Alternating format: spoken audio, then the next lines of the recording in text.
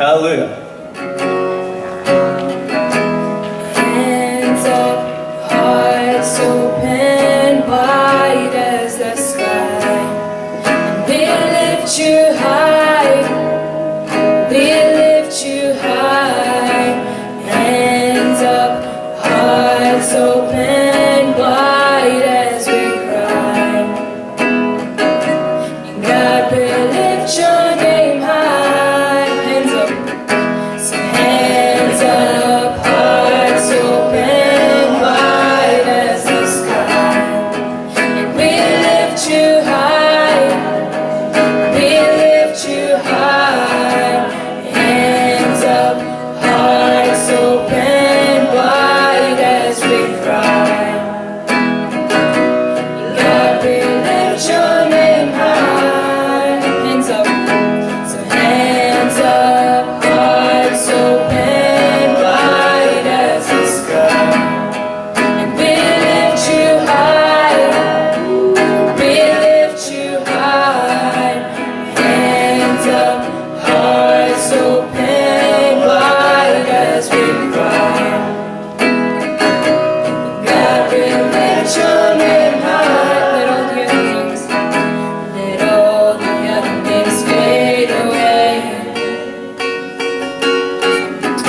Let all the other things fade away. Until there's only you. Let all the other things fade away. Jesus, take your place.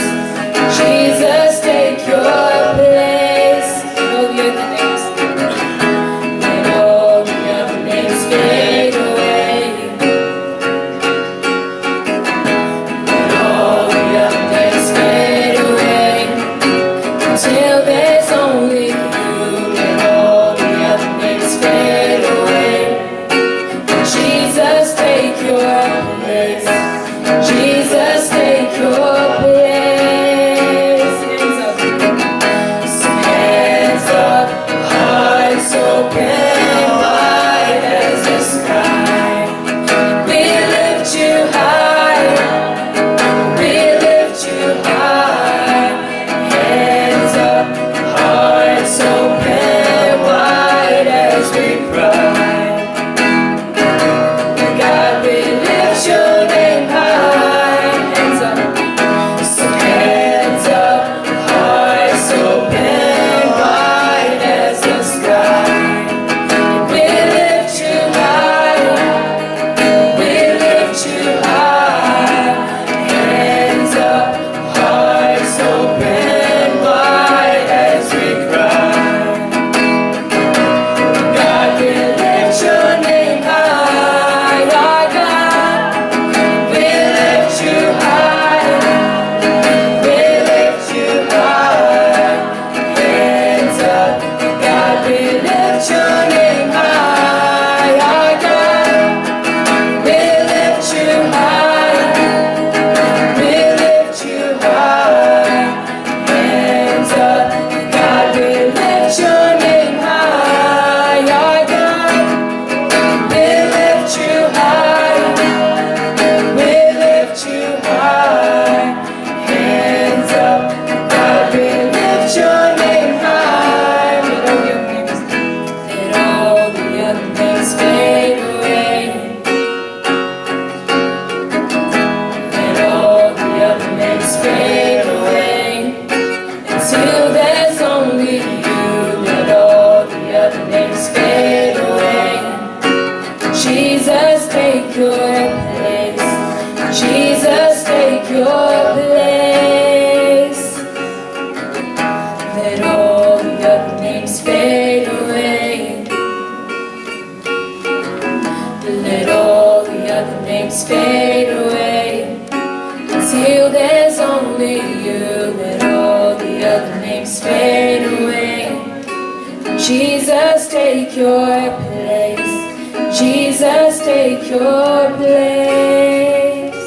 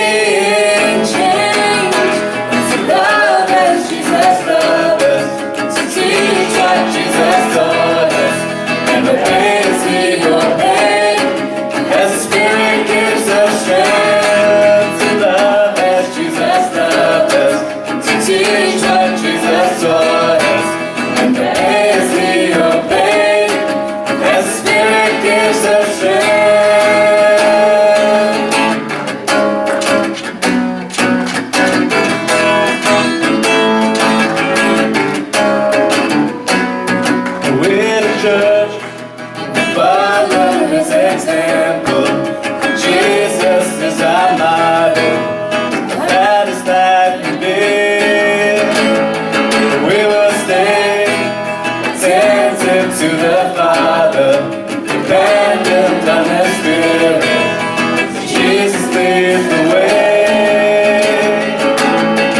We are being changed to love as Jesus loved us, to teach what Jesus taught us, and to as we obey, as the Spirit gives us strength. We will love as Jesus loved us, we will teach what Jesus taught us, and to as we obey, as the Spirit gives us strength.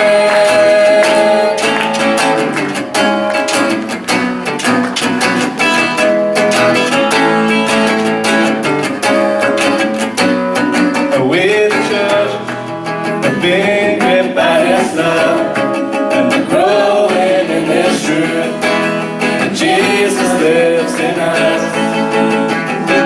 We are glad to serve and love our neighbor, to point them to the Savior who's given us God's favor.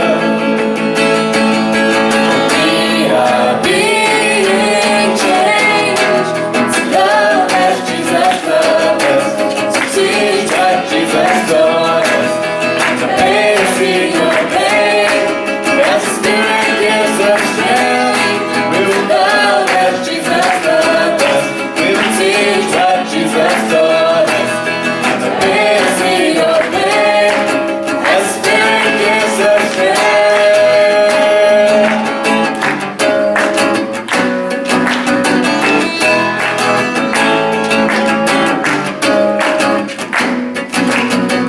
We are being changed. We are being changed. We are being changed. We are being changed.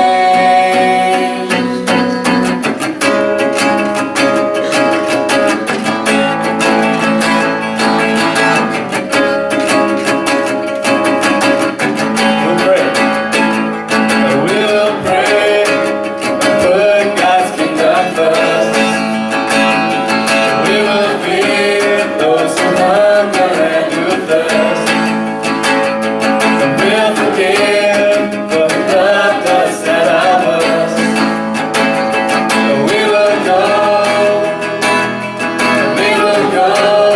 into the world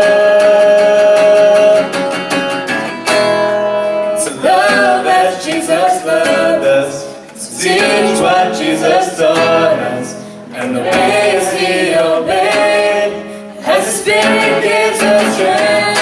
We will love as Jesus loved us, teach what Jesus taught us, and the ways we obey, as the Spirit gives us strength. As the Spirit gives us strength. As the Spirit gives us strength.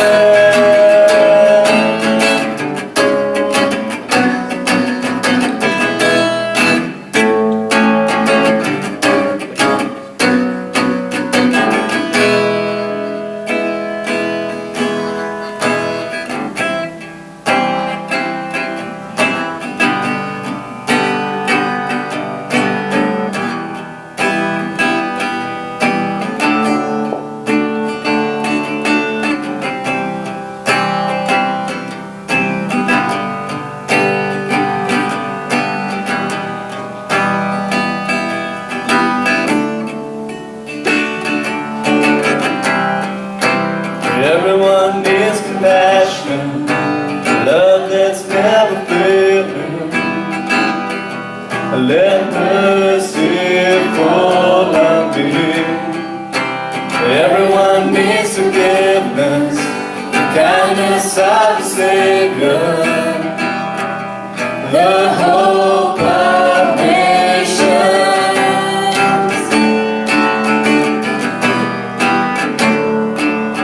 And Savior, He can move the mountains. My God is mighty to save. He is mighty to save.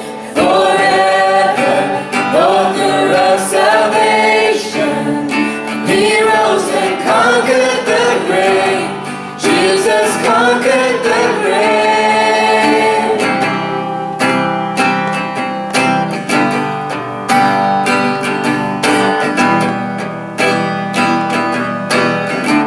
take me as a family. So take me as a family. All my fears and failures. Come fill my life again. I give my life to follow everything I believe in. Now I surrender. I surrender to your love, my Savior. He can move the mountains. My God is mighty to save. He is mighty to save. Forever, author of salvation. He rose and conquered the grave. Jesus conquered the grave. You are my Savior. He can move the mountains. My God is mighty to save. He is mighty to save. Forever, author of salvation. He rose and conquered the grave. Jesus conquered the grave. Shine your light, let the whole world see. Sing for the glory of the risen King. Jesus, shine your light in, let the whole world see. Sing for the glory of the risen King. Shine your light, oh, shine your light in, let the whole world see. Singing for the glory of the risen King. Lord Jesus, shine your light in, let the whole world see. Singing for the glory of the risen King. Savior, He can move the mountains. My God is mighty to save. He is mighty to save. Forever, author of salvation. He rose and conquered the grave. Jesus conquered the grave. He rose and conquered the grave. Jesus conquered the grave. He rose and conquered the grave. Jesus conquered the grave.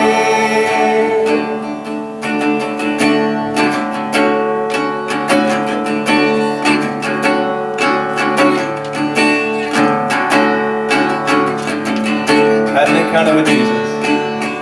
I had an encounter with Jesus. I heard Him call my name. He said, follow me, follow me. Had an encounter with Jesus. I heard Him call my name. He said, follow me,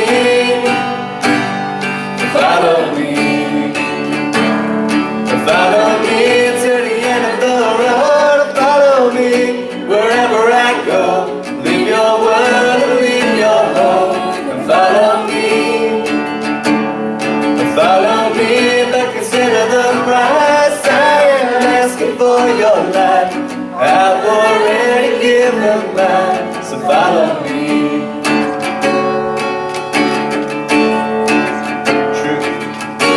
Truth brings illumination. Jesus opens up my eyes so I can see. I can see. Lead this transformation. Make me more like you. Make all things new. All things new. And I'll follow you to the end of the road. I'll follow you wherever I go. Into the world and into homes. I'll follow you. I'll follow you and consider the price you are asking for my life. Well, you gave yours, now I give mine. I'll follow you. I have a destination. I have a destination. The high calling of God. So I press on. I press on. I have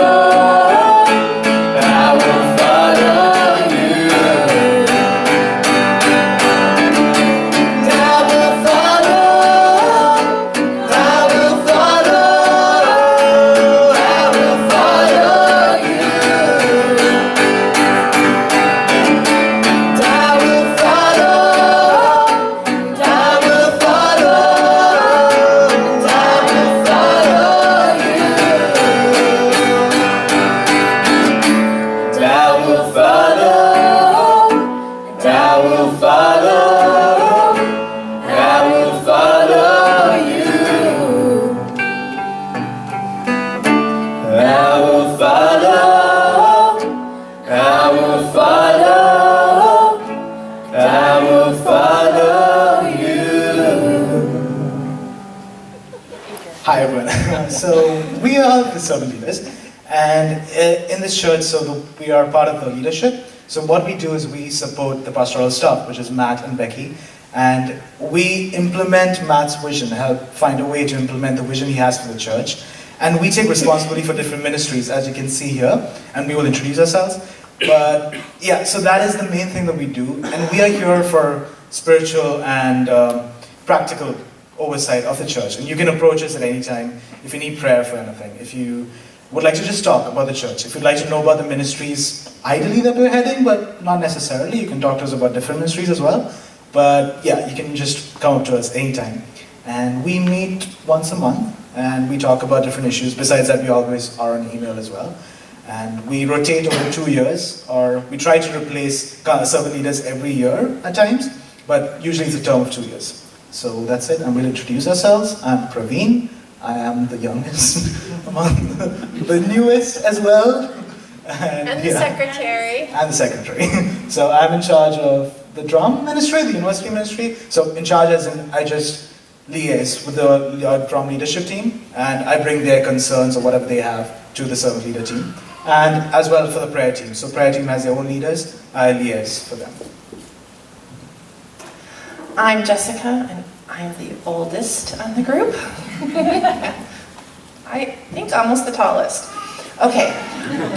I encourage Becky and with small groups, and we work with youth groups and the mission team. So I get to meet and encourage and pray with our mission team coordinators, and also the greeters, the ones that come and do that, and then also the hospitality, so all of the food that or the coffee and stuff like that. I work with Vika on that, or just encourage her. She does all the work. I'm Nicolette Smink. I'm not the youngest and not the oldest. I'm the oldest. I'm married to Daniel at the Beamer. The tallest. The handsome guy. The tallest of this church, maybe, yeah. And I support and bring concerns to the servant leader meetings of the pre-teens care team and food package team. I spar with them, I talk with them and share ideas and bring them to the meetings. And that's it. Thank you. Good. My name is Blaise Virgila. I am still young. I'm not too old.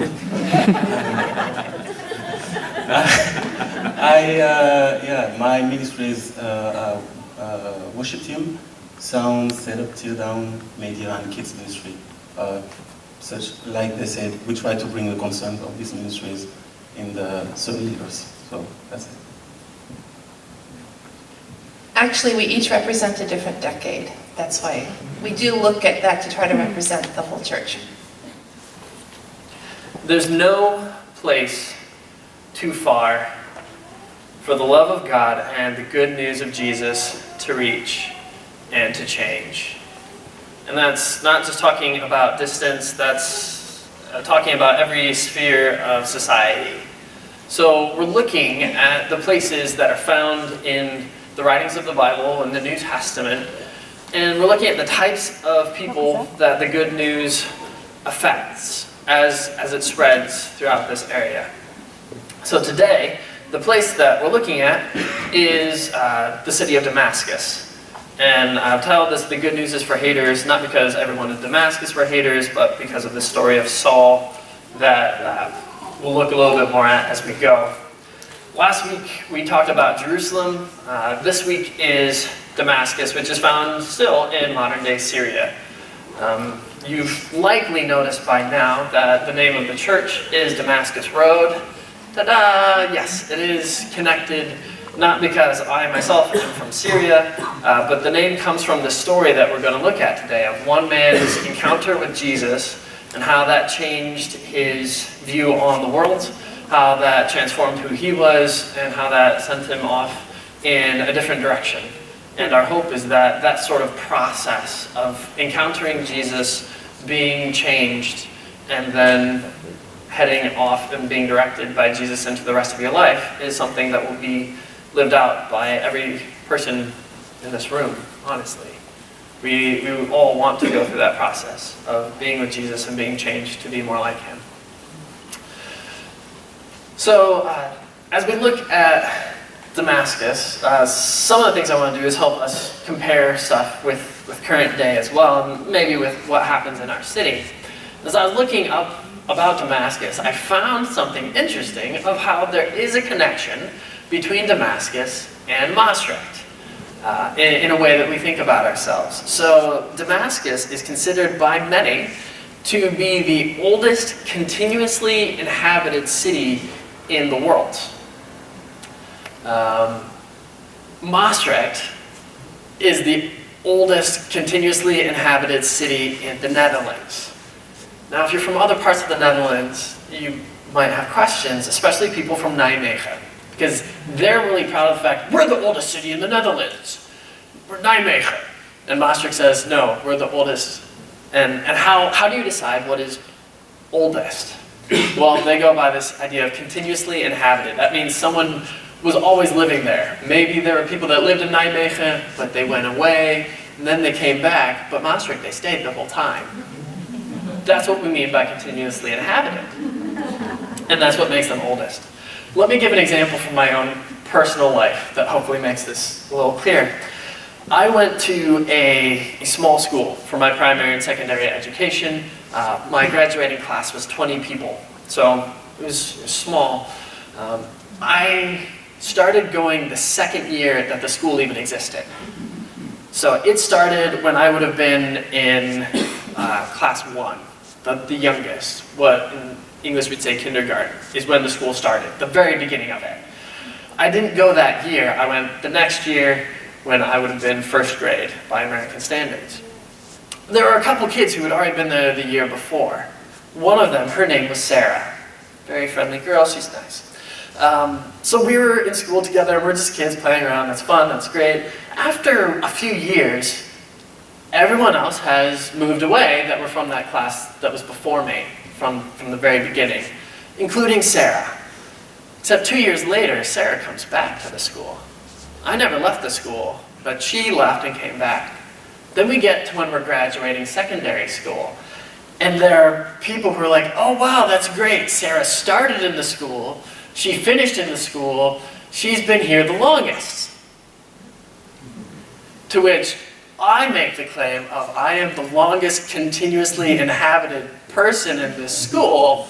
She left for 2 years, I stayed here, I've been here longer years, and I stayed the whole time. No one cared about my argument. And then later when they had, oh, let's bring people back to talk, they asked her to come because, oh, she was from the very first class. There's no one that could have been there longer first. Oh well. So, Maastricht is the longest continuously inhabited city in the Netherlands, and Damascus, the longest continuously inhabited in the world, or we somewhat assume that. So it has a lot of rich history. The story that we'll look at today is not the only thing that makes Damascus an interesting and renowned city. It is one of the more popular things from the Christian view of the city. But let's first look more at our story that we'll look through. We started with Jerusalem, and then Judea, Samaria, and to the ends of the world. That Jesus told his followers, look, you guys are going to have this message. That after I have truly died and resurrected, then he comes back to them and says, now all authority in heaven and earth has been given to me. Even death could not stop me. So now you go and share this good news, first in Jerusalem, and then spread out throughout the rest of the world. And we have photos of you guys from last week. So those that were here last week, you took some photos of this first day that they called, there's Pentecost or Shavuot, there's this big festival, and 3,000 plus people formed the Jesus movement. And so these are photos of you. You all looked very happy. It was all very nice. That was a great day. People are loving Jesus. It's good. But it didn't take long for you guys to start getting killed off, so to speak. So there's a man named Saul who was very unhappy, and there were others as well, and persecution started coming to the church. So as people were being persecuted in Jerusalem, they thought, how about we not stay here? Let's go somewhere. And they start heading out more towards Judea to Samaria. Sometimes we do get moved because of uncomfortable circumstances. And so they decide to start moving, and it's spreading. There's a little more about Samaria in the chapters, but then we come to chapter 9. And this man named Saul, who is planning on going to Damascus because he wants to find Christians there. Now, I wanted to give you a little bit of a feel for this Saul character. So I've asked someone to be Saul in this regard. Saul is going to come up and talk to you. And Saul didn't go along. He took some people with him. So we also have one of Saul's sidekicks with us today. And they will share a little bit about their feelings about the people who follow Jesus. Now look, I'm a straightforward kind of guy, so let me get to the point. I don't like you people. None of you. You followers of Jesus, I'm glad they killed him, to be honest. And if you're unwilling to stop this nonsense of talking about him as the Messiah, I sure as Sheol don't mind if you follow him right down into the grave. Yeah, preach it, brother. But I'm sorry, where are my manners? Allow me to introduce myself. I'm Saul of the tribe of Benjamin, and this is my friend. Demas. Yep. So I may not be in the lineage for the Messiah, but that doesn't mean I don't have royal blood, just like my name implies. I was circumcised on the 8th day, so I'm an Israelite through and through, from my head to my toes. All the way pure. I was brought up and educated in Jerusalem under the highly respected Gamaliel, carefully trained in our Jewish laws and customs. I'm a Hebrew of Hebrews and very zealous. In regard to the law, a Pharisee. And as far as righteousness based on the law, Faultless. faultless. Perfect. 10 out of 10. If you need some references or want to see my CV, just please talk to the high priest or talk to the whole council of elders. They'll tell you I'm the best. The best. Now, you may not understand what any of that means, so I'll bring it down to your level, okay? Let me make this really simple. I'm better. Then all of you, even me. I'm smarter than all of you. Even this guy. That's actually not true. You all probably tried to memorize the Torah as kids. I did it. The whole thing. You actually succeeded. And the prophets. And the writings too. I could get into a debate with any of you. With this guy. With all of you. Even that guy. And beat you. And win. And I could have done the same with your Jesus, sure. He told some nice stories. But you know what? He just ripped off and adapted the other rabbis. That greatest commandments thing he said, just adapted from the house of Hillel, who happened to be the grandfather of my teacher. But some of his teachings, dangerous, complete nonsense. All that stuff catering to the poor, the whores, the lowest common denominator of society, telling the starving and the persecuted and the weak that they're blessed. I wouldn't want to be blessed in his eyes. No way. I wake up and pray, and I thank God every day that I'm not like those people he blessed. The women, and the Gentiles, and the tax collectors. See, that's dangerous stuff. Just by going around telling people that their sins are forgiven, he led them astray. We are waiting for the Messiah. Who isn't? We all are. But God won't send him until we're a holy people. We are under Roman oppression because there's still sin among us. And these people Jesus forgives. They're the problem. They are the sin that keeps us in bondage.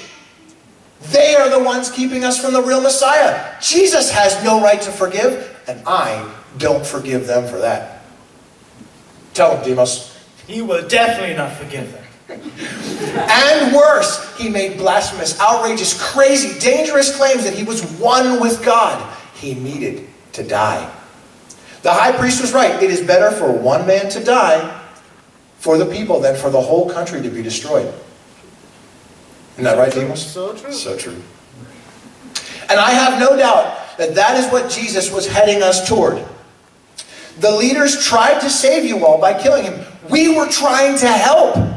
We tried to give you a second chance. Strike the shepherd, and what happens? The sheep scatter, and hopefully they find something better, just like we've done with all those other false messiahs. It was over and done. It was done. But then, they came up with this lie, this fake news of Jesus having risen from the dead. That's unheard of. That's crazy. We believe there will be a resurrection. We do believe this for the righteous when God brings his justice, but not just for one man. These disciples of his keep saying it's according to Scripture. What do they know? What do they know? They're a bunch of uneducated fishermen. I've got an MDiv. Have you seen that Peter? He's a fish. He's a fisherman.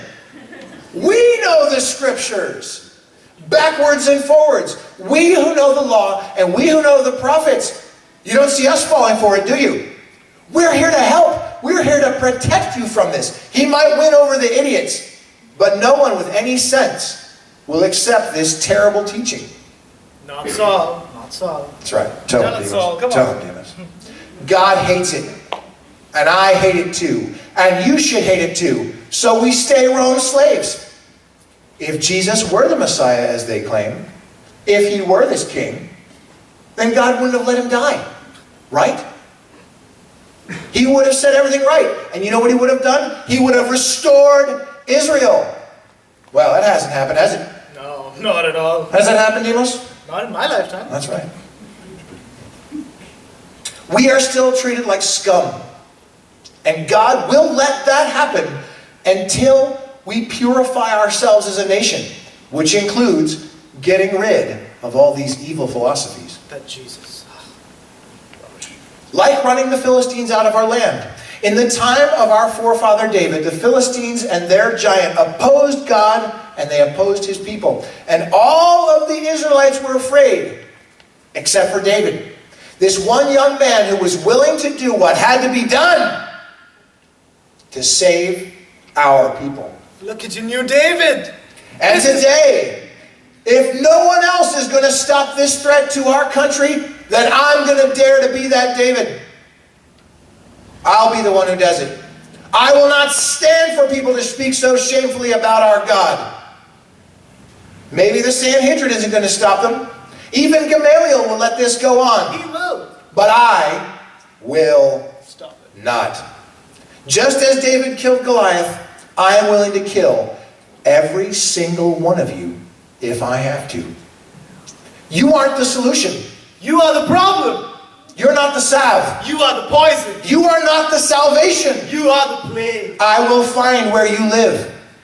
And I will search you out in your sleep. And by God, your mothers will cry when they hear what I do to you and what I do to your families until this is completely stamped out. I have friends in important places. I'll pull whatever strings I have to. I will destroy you before you destroy this country. All the soul.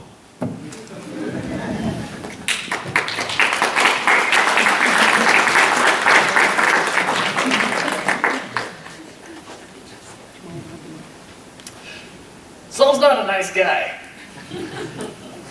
Understatement.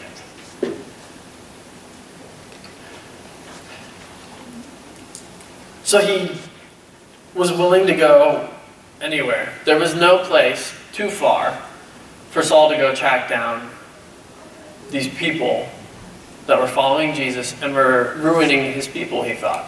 So he started in Jerusalem, yes. But then, since they started moving out to Judea and Samaria, he started going. And he eventually heard, this is going on in Damascus. I will even go there. Now, why Damascus? If you look at the map and see Damascus was not a part of Judea, nor was it part of Samaria, why had people gone there? Fun historical tidbit. About probably 50-something years earlier, in the time of Herod the Great, so he was the king over Israel, but still under the Roman Empire, right? So you have like a king, but then the king of kings that's over all of those. And the person who'd been the Caesar during that time had likely given a larger area to Herod the Great that included Damascus. So even though it wasn't Israel or wasn't part of Judea, that King Herod kind of had a little control over that as part of the Jewish leader. And that stuck around for about the next 50 years. His son also got to have some authority there. And it was stayed in the family probably until about the mid-30s in AD, which ends up being about the time of this story. Maybe it's a little earlier than that, maybe later. We're not exactly sure when Damascus switched hands, but even if Damascus wasn't still under the Jewish king, so to speak, it had probably in those last 50 years started to have a large Jewish population that had gone there. It's like, oh, our king, we can have this area. And so even if Damascus did its own little Brexit, that didn't mean that everyone had left the country, yeah?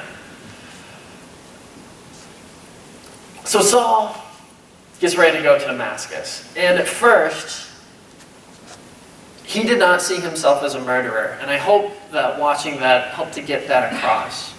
He didn't see himself as a guy who was ruining his people or was trying to harm lives unnecessarily.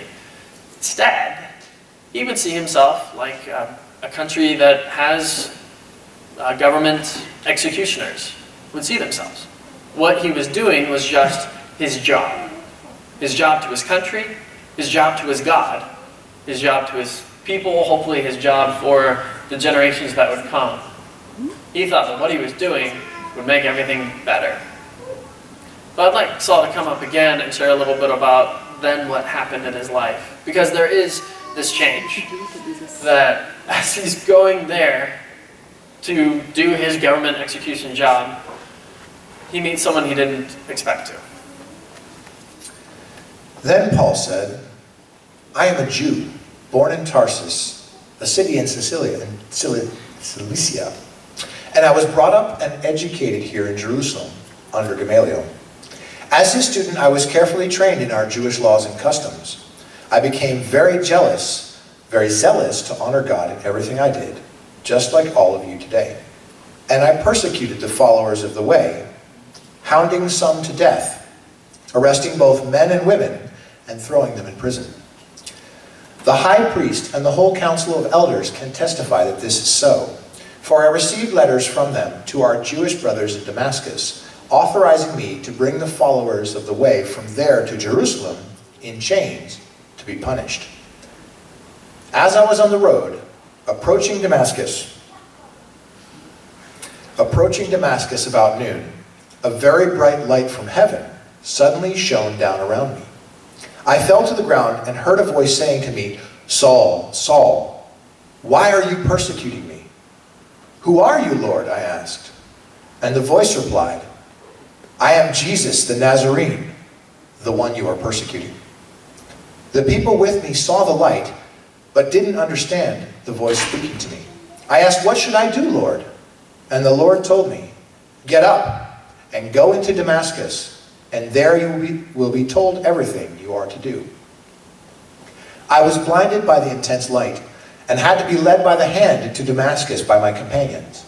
A man named Ananias lived there. He was a godly man, deeply devoted to the law, and well regarded by all the Jews of Damascus. He came and stood beside me and said, Brother Saul, regain your sight. At that very moment I could see him. Then he told me, the God of our ancestors has chosen you to know his will and to see the righteous one and hear him speak. For you are to be his witness, telling everyone what you have seen and heard. What are you waiting for? Get up and be baptized. Have your sins washed away by calling on the name of the Lord. After I returned to Jerusalem, I was praying in the temple and fell into a trance. I saw a vision of Jesus saying to me, hurry, leave Jerusalem, for the people here won't accept your testimony about me. But Lord, I argued, they certainly know that in every synagogue I imprisoned and beat those who believed in you. And I was in complete agreement when your witness Stephen was killed. I stood by and kept the coats they took off when they stoned him. But the Lord said to me, go, for I will send you far away to the Gentiles. Saul had said, I used to believe that I needed to do everything I could to oppose the way of Jesus from Nazareth. And indeed, I did just that. And then as he was on that road to Damascus, there are several things that totally would not have made sense to him, that would have been so out of his expectation when that happened. that, for one, there's this man in front of him who says he's Jesus. As Saul had said earlier, they believed that there would be a resurrection. But that resurrection would come at the end of time, and everyone would be raised all at once. To have just one man raised wouldn't have made any sense to him. What is this? We have no reason to understand this. This doesn't follow our understanding of the Old Testament. Just one man raised at a time. Everyone knew in the old ancient world what we still believe today. When you die, you're dead. People don't just like die and be like, oh, wait, never mind, I'm back. Despite how much people like zombie TV shows, people don't really believe that's the way it works. So there's this man who was dead and is now alive that's talking to him. That's the first crazy part of it. But then how Jesus speaks to him would rock his world. Because Jesus says, why are you persecuting me? He says, okay, who are you? I'm Jesus, the one you're persecuting. Is it that hard? I mean, I don't know if Saul was just used to like dating around, killing people. He's like, okay, well, messiahs of all these kinds, I don't care. Which one are you that I'm killing today? Jesus, I'm the one that you're persecuting. Now think about being Saul for a moment. I don't know if you've ever tried killing somebody in the past or persecuting all their followers. I kind of hope not, but perhaps you have. If you then come face to face with them and they're bigger and stronger than you are, and they're blinding you so you can't run away, what would your initial reaction be? I would assume great fear. That you have this idea of, I've just been caught, and I'm about to lose this game. Like if you've been a traitor in some other person's military and then they find out you're a traitor, you expect you're going to get yourself killed off. So Saul has just found out, I was fighting for the wrong side, I have been captured. What now? And the response of Jesus is totally not the way that Saul would have responded. We've seen what Saul's way of responding to people was. If you're not on my side, I will throw you in jail. And if they're going to kill you, I'll put in my vote for it. Saul would have expected a Lord that would be just as harsh as he was. And instead, he finds a Jesus who says, get up on your feet. Go into the city. I'm going to tell you what's going to happen next. He can't see, so his friends take him in, and he goes to a place on Straight Street. Now that actually does exist, and you can find it today. So Damascus was rebuilt by the Romans at one point after Pompey had taken over, and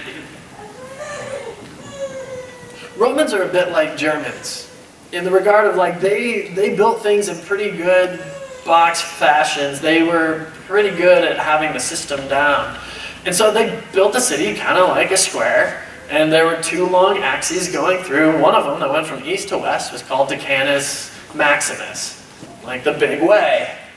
In Latin, it's referred to as the Via Recta, or straight street.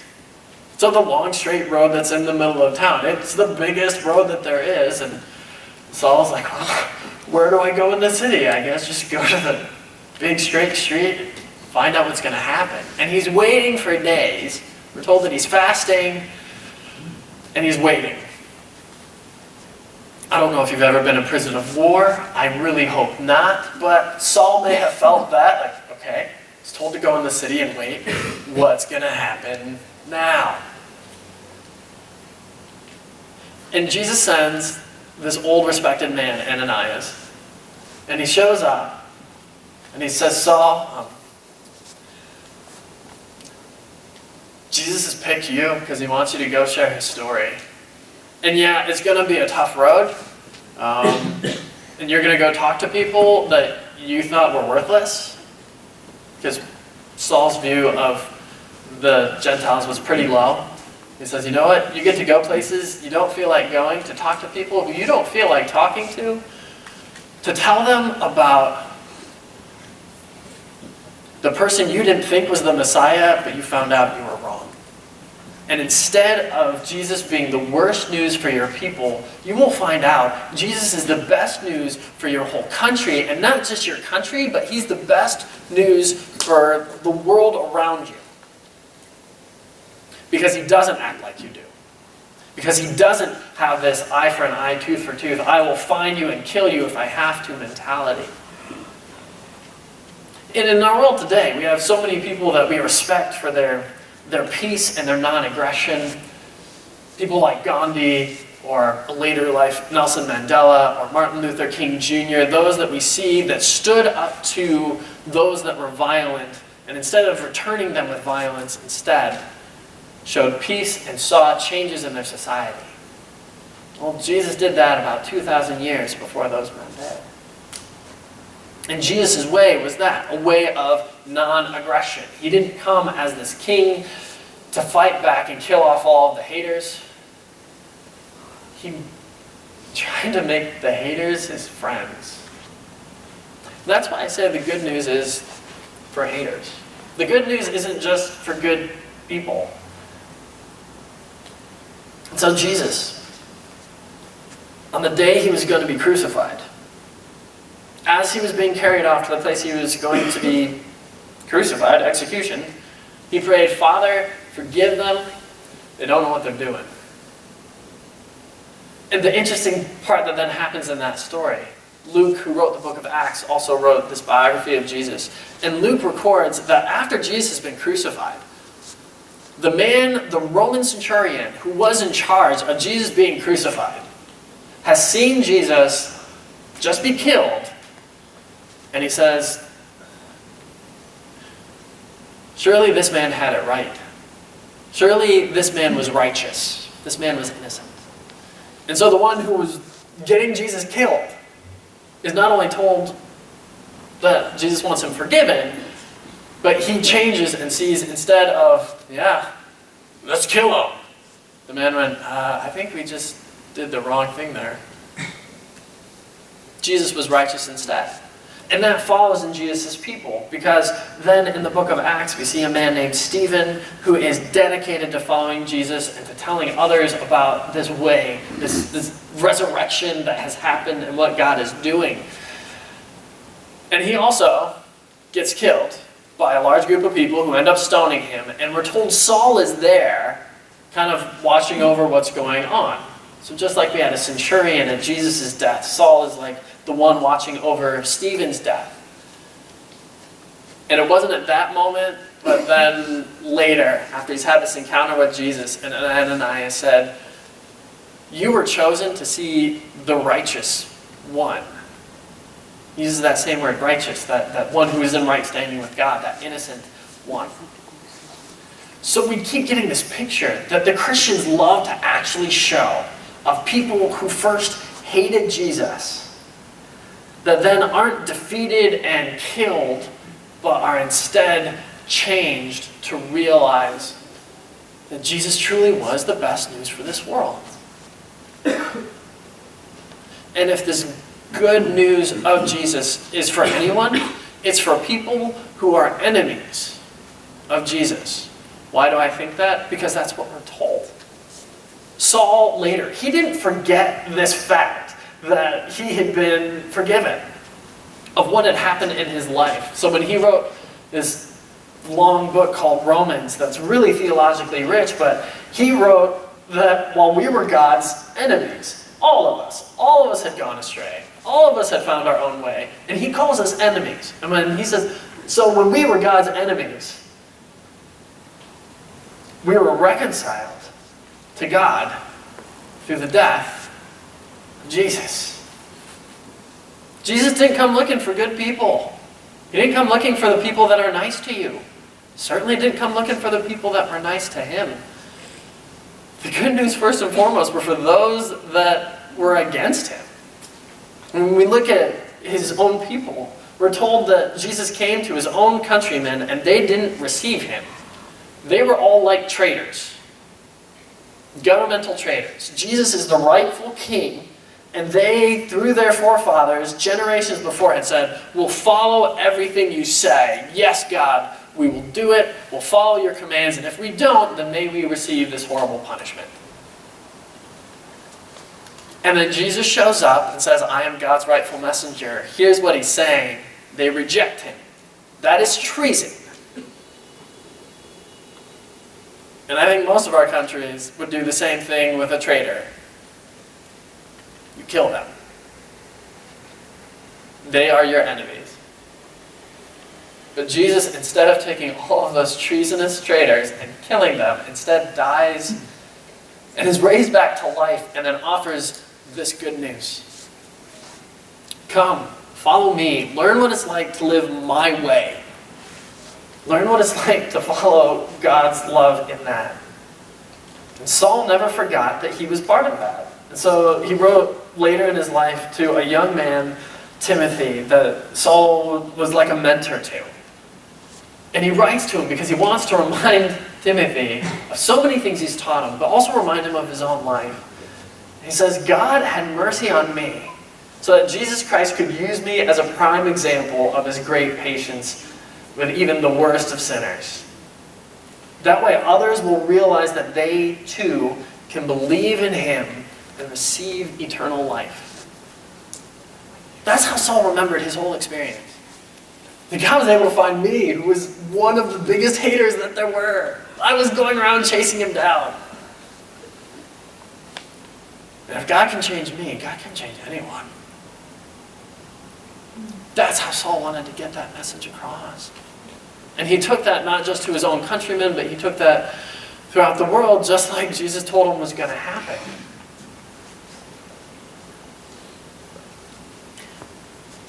I don't know you. Well, I actually know a lot of you. But there are people in this room that I do not know. Maybe you are one of the haters, that you've made fun of Christians most of your life, or you've always kind of looked down on it. I'm not here to make you feel stupid today. And I'm not here to try to prove you wrong in a way that makes you go off ashamed. I want to show you a Jesus who is willing to talk to his enemies.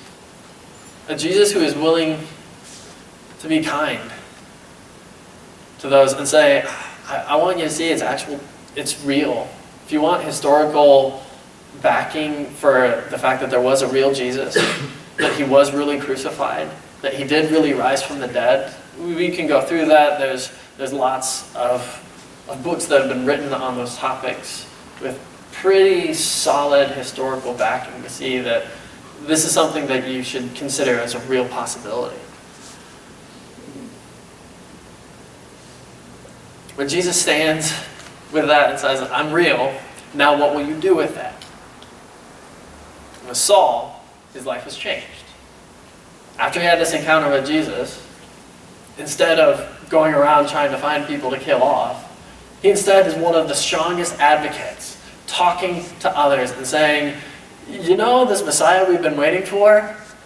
That's actually Jesus, the one who is the rightful king, and the one who by his resurrection has shown us a foretaste of what's going to happen to creation and what is available to God's people. Because in their mindset, they thought, okay, God's going to resurrect people at the end of the world. There's not just going to be one man resurrected in between. But instead, they find out there actually was one man resurrected in the middle of time to show us this resurrection of eternal life in eternal bodies that we'll get to have.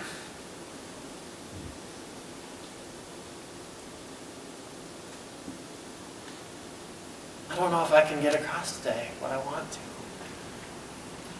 What I hope you see, and for those who do know Jesus and follow Jesus, it's start looking at people around you differently. And don't think, oh, that person's nice. I hope they become a Christian. That person's a jerk. Well, I don't think I'll talk to them. No, if the gospel, if the good news is for anyone, it's for the people who are most unkind to you. Because we remember that we were all in that same boat.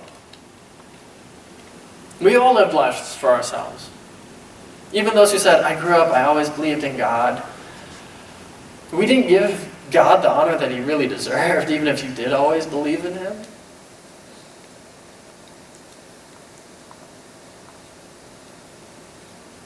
And if he can be that kind and that patient, then he's worth listening to, and it's worth sharing with other people. Because there's no place that's too far, there's no heart that is too hard that he's not willing to make his offer of forgiveness to. And we see that offer being made, where Jesus says, now this good news, it will go out and will preach the forgiveness of people's waywardness, the forgiveness of people's rebellion against him. So if you really believe that, go share that with someone who needs to hear it. You might just find that the person who was your greatest enemy will become your greatest friend and advocate, that will maybe make you feel ashamed that you're not more willing to go out and tell other people about Jesus. So if you're one of those that's been against Jesus and you want to chat with me afterward, I would love to talk more about what Jesus is like, because I'm amazed by his character and his kindness and his words and his life. And I love talking to people about Jesus. If you want, we can do that. If you know right now, you're like, you know what, I want to change my mind about Jesus, you can start by talking to him. Just like you heard during our prayer time, Annalise shared, talking to God can be like a very personal thing that we just get to start talking to him.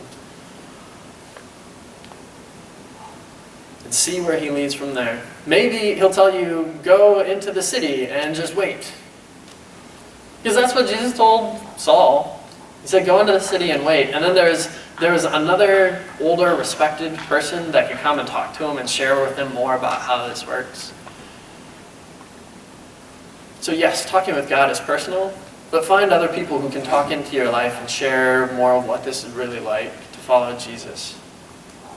And if you want to make that decision, Jesus' door is open. Because his good news is for anyone, including the haters. Let's pray.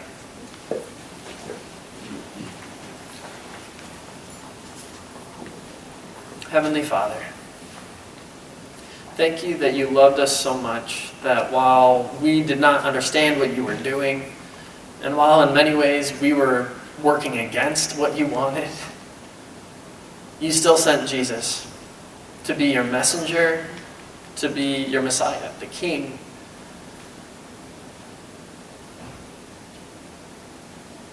And to show us the way back to you and to put our relationship back in order. If there are people here today that they feel like they're not in a good relationship with you, I pray that they would take those steps to mend that relationship, to accept that you want that relationship mended and that you made the way through Jesus. And I pray that you would fill us with boldness and with your Holy Spirit, just like you did with all these people that we read of in the Bible that then go out and share that good news. I pray that we would go share, that we would love our enemies, that we would pray for those who persecute us, that we would be like Jesus was. And then give you the space to change their lives, just like you're in the process of changing us, despite our imperfections, despite how we don't always get it right, that you're changing us to be more like Jesus. As for me, it's really good to be near to you. Help me to take the distractions out of the way that keep me from being close to you.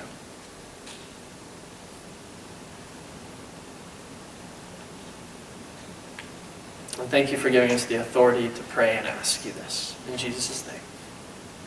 Amen.